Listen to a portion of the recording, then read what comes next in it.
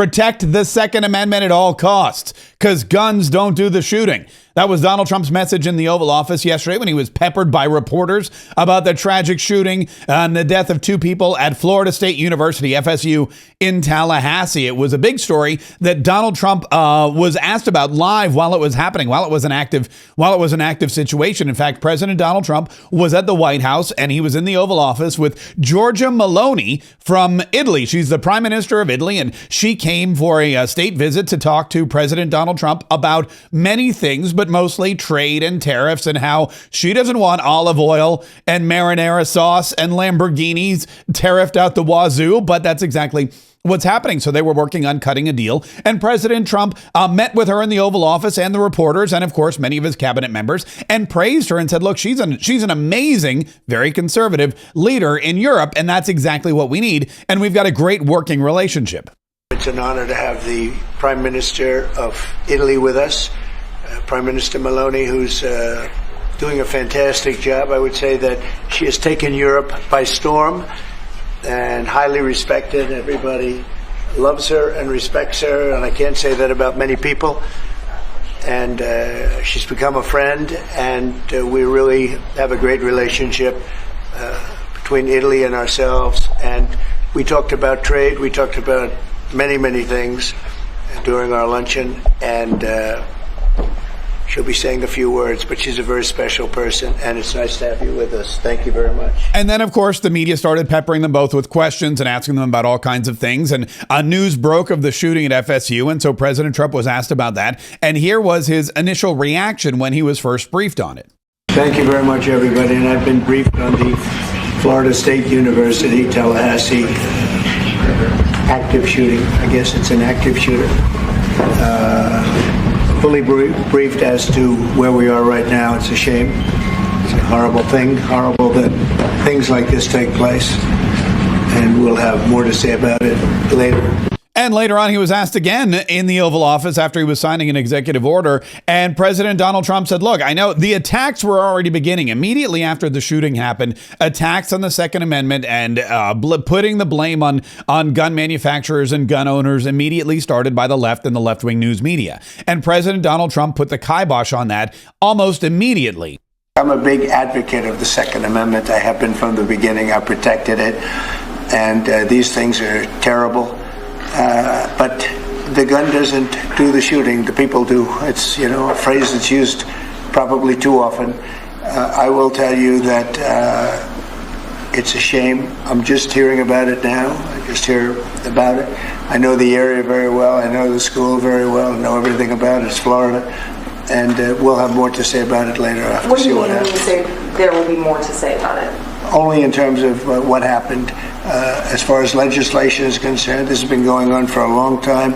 I have an obligation to protect the Second Amendment. I ran on the Second Amendment, among many other things, and I will always protect the Second Amendment. That is a reiteration of something that President Donald Trump has said his entire political career, and indeed is one of the reasons why so many people support him. The protection of the Second Amendment rights, which is the right of every American to protect themselves, especially when you see, once again, as is evidenced by what happened at FSU yesterday, that there are so many evil people that we need to protect ourselves against.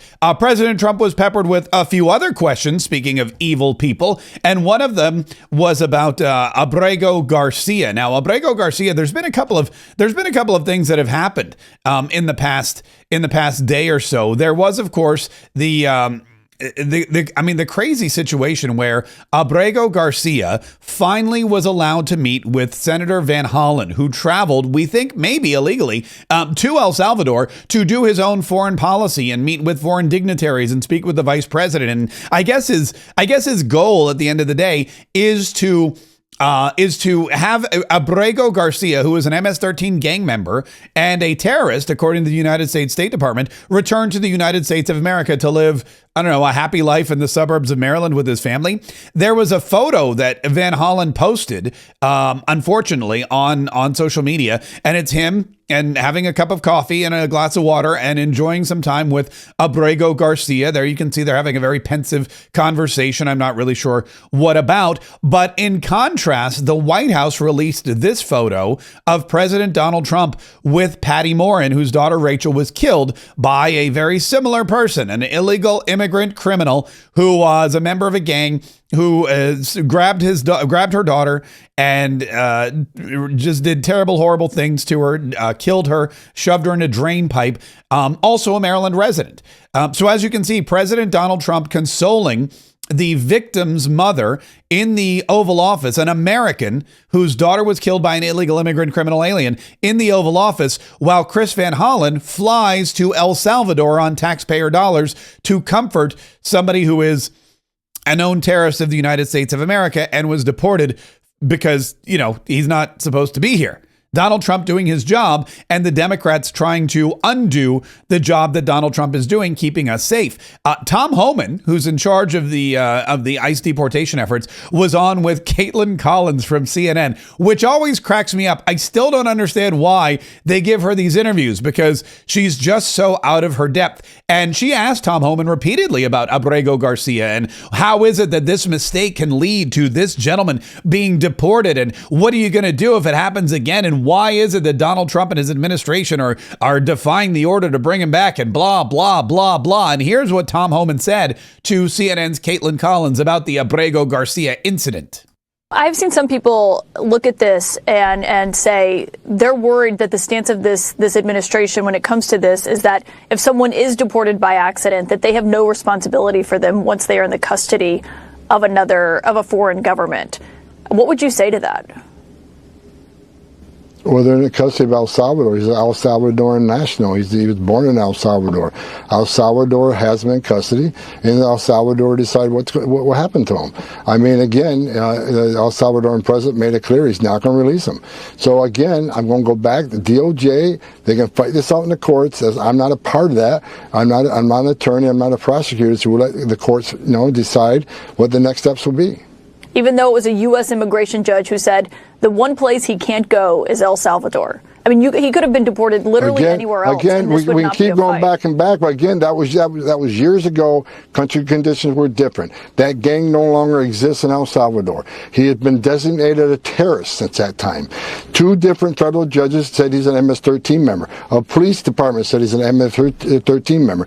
ICE data shows he's an MS-13 member. El Salvador says he's an MS-13 member. As you know, MS-13 has been designated terrorist. The case says the facts of the case have changed since that first decision. So again, I'll leave it up to the DOJ to argue that case in court, but that is where I stand, and that's my belief. MS-13, the judge said he's an MS-13 member. The ICE says he's an MS-13 member. The police say he's an MS-13 member. El Salvador says he's an MS-13 member. Everybody knows this guy's an MS-13 member, except, of course, CNN and Caitlin Collins. But the imagery, the striking imagery of President Donald Trump meeting with Patty Morin, and when you look at it, in fact, we can see it side by side. It's really interesting to see. And the White House, of course, with the caption, "We are not the same." The Republicans meeting and comforting victims, American victims, comforting them, victims of crimes, terrible, horrible crimes. And then, of course, the Democrats going to great lengths to comfort the criminals who commit the crimes. Very, very interesting world that we live in it, for sure. One of the other things that President Donald Trump did yesterday was he created a new council, the Homeland Security Advisory Council, and he posted on Truth Social that Mark Levin from Fox News had been named to the council. In fact, he wrote, "I am proud to announce the formation of my revamped Homeland Security Advisory Council, which is comprised of top experts in their field who are highly respected by their peers. It is a big honor to serve on HSAC, and I know the new members, South Carolina Governor Henry McMaster, Mark Levin, Bo Dietl, and Joseph Gruters will do an incredible job. Under Secretary of Homeland Security Kristi Noem's leadership, HSAC will work hard on developing new policies and strategies that will help us secure our border, deport illegal criminal thugs, stop the flow of fentanyl and other illegal drugs that are killing our citizens, and make America safe again. Congratulations to all." That was a big piece of news and something that Mark Levin was very excited about. Trump names Fox News host Mark Levin to Homeland Security Advisory Council. This is from Mediaite, and he was he's the host of Fox's Life, Liberty, and Levin. He thanked President Donald Trump on social media, writing, "What an honor! Thank you, Mr. President." Now, Mark Levin has been, not overly critical, but somewhat critical of President Donald Trump, Trump's administration, and some of their views on especially Ukraine and pulling out of Ukraine, or the treatment of Vladimir Zelensky, or, some of the statements President Donald Trump has made about Ukraine moving forward. And it's interesting to see now that he's on the Homeland Security Council, because it has nothing to do, I don't think, about foreign. He's not on the Foreign Security Council. He's not going to be talking about Ukraine or anything else. But he's a very well-established political thinker and somebody who has had extensive government experience. So it'll be interesting to see. It'll be interesting to see how much more of the Fox News family President Donald Trump taps for whatever appointments. I don't even know if there's many left. I know Hannity's probably holding out for some kind of highly sought after government position. But other than that, I think he's gotten pretty much the entire network in his cabinet someplace at this point. Yesterday, President Donald Trump was also doing he was back to signing his executive orders. And, he doesn't just talk trade with Italy and then, talk about gun violence and Homeland Security with Mark Levin and Tom Homan. He also, of course, is still trying to build up every single area of American dominance. And one of the biggest problems we have is not just with agriculture, but with fishing. And there have been so many fishing regulations that have just suppressed so many businesses and harmed the economies of so many states, including Hawaii. And yesterday, President Donald Trump, along with Commerce Secretary Howard Lutnick, were in the Oval Office signing an executive order that opened up fishing in much of the Pacific Ocean, especially around Hawaii. You just heard us. The economic zone around Hawaii and Samoa is huge, and it's exclusively ours.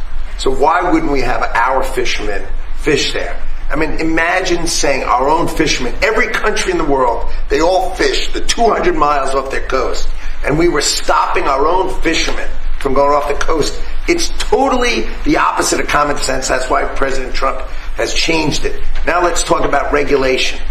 If you're not even going to let them fish, imagine the regulations that have been written to stop our fishermen from just surviving and thriving. We have the greatest coast in the world with the greatest fishermen in the world, and we need to let them do their great jobs, raise and capture fish, bring them to our tables, have America have the greatest fish in the world, which we have, and then let them export all these other countries. Right? They stop us from exporting.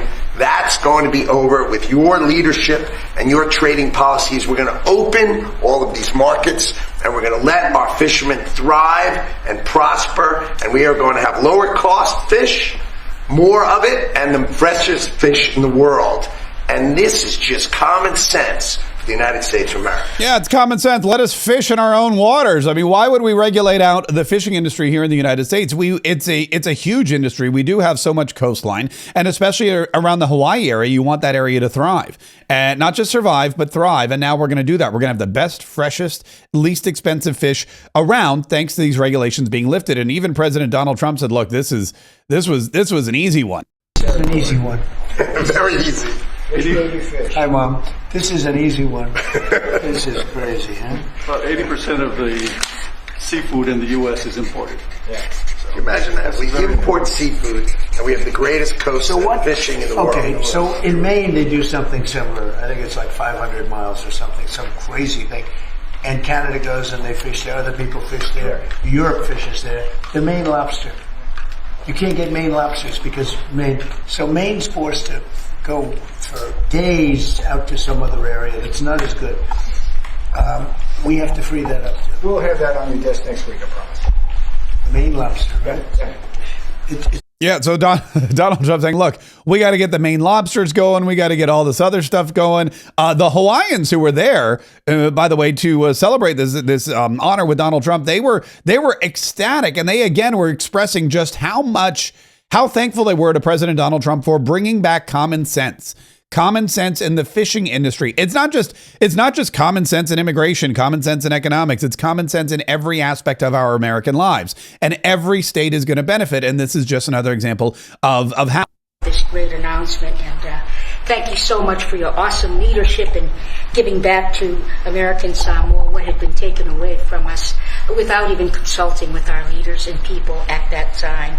And They just one day just took away 3 Californias. yes, and so this is such a wonderful gift to American Samoa, and of course it's also Holy Week beginning today, and so thank you for returning to our indigenous people this wonderful gift of our traditional fishing grounds. It's such an honor to do this. Yeah, and it is American Samoa, Hawaii, the Polynesian island, all of these places where the fishing regulations had just basically stymied every single aspect of their lifestyle, which is, again, fishing in the if you live in an island nation like American Samoa, if you live in an island state like Hawaii, fishing is a crucial part of your lifestyle and your economy. And anyone who thwarts your own government should not be stopping you from allowing it to happen. And we're all going to benefit from those kinds of things. One of the other things that President Donald Trump was asked about was a story that came out in the New York Times yesterday about Iran and Israel and how President Donald Trump stepped in to thwart an attack by Israel on Iran to blow up their nuclear facilities and push them back a good year or so in their nuclear development or their development of a nuclear weapon. And this story said that Israel was planning an attack in May, but Donald Trump stopped it. And they were crediting, it seemed like, Donald Trump with stopping an all-out escalation of the war and potentially the beginning of World War III. And a reporter asked President Donald Trump about this in the Oval Office when he was sitting with Prime Minister Meloni from Italy. And here is what President Donald Trump said. I wouldn't say waved off. I'm not in a rush to do it because I think that Iran has a chance to have a great country and to live happily without death. And I'd like to see that. That's my first option. If there's a second option, I think it would be very bad for Iran. And I think Iran is wanting to talk. I hope they're wanting to talk. It's going to be very good for them if they do. And I'd like to see Iran thrive in the future, do fantastically well. I know the Iranian people, they're incredible people. Always have been very smart, very energetic, very successful people. And I don't want to do anything that's going to hurt anybody. I really don't. But Iran can't have a nuclear weapon. It's, pretty simple. It's really simple. We're not looking to take their industry. We're not looking to take their land. All we're saying is you can't have a nuclear weapon. End of story. Very simple. And that's all Donald Trump's trying to do is stop them from becoming a nuclear power, because that would change the entire course of our history. We should mention that today is, of course, Good Friday, and it has been Holy Week, and Donald Trump has been celebrating Holy Week at the White House and around Washington, D.C. Harrison Fields, who's one of his spokespeople, reminded everybody yesterday that this time last year it was when Joe Biden declared a trans month of something. I don't even remember what it was. Trans month of observance or whatever. And he did it on Easter Sunday. And Harrison wanted to remind everybody that's not what the season's all about. And President Donald Trump will not be engaging in any nonsensical stuff like that this year. This year, it's all about JC. He had the audacity to make Trans Visibility Month a proclamation on the day of Easter. I can tell you here, under President Trump's leadership, there will never be a Trans Visibility Month. And on Easter, we will be celebrating one man, and that is Jesus Christ, our Lord and Savior. Amen. And we hope you have a fantastic Easter. We'll be back, of course, Monday with more 47 Daily to let you know what President Trump has been up to over the weekend, because even though it's a weekend, even though it's a holiday weekend, you know that this guy's going to be working hard to continue to help the United States of America and execute his plan of action to make us, or to continue to keep us great. In addition, today at 1:00 p.m. on various different streaming platforms, and of course, right here on this podcast platform, whichever podcast platform you happen to listen to, whichever one is your your favorite, you can download Mark Kaye Saves the Republic. It's our top-rated podcast. We produce it every single day. It covers all the news, not just out of the White House, but all over the country and the world. And if it's something that's important to you and affects your life, we will let you know about it. We will let you know about it every single day, 1 p.m. Or you can find it, like I said, on your favorite podcast platform, iTunes, iHeartRadio, Spotify. Search Mark Kaye Saves the Republic. Download, listen, and enjoy.